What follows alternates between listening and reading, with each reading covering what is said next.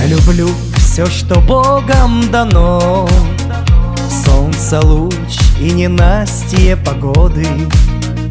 Этот мир существует давно, не исчезнет и с нашим уходом. Я люблю тех, кто дан мне судьбой, даже недругам я благодарен.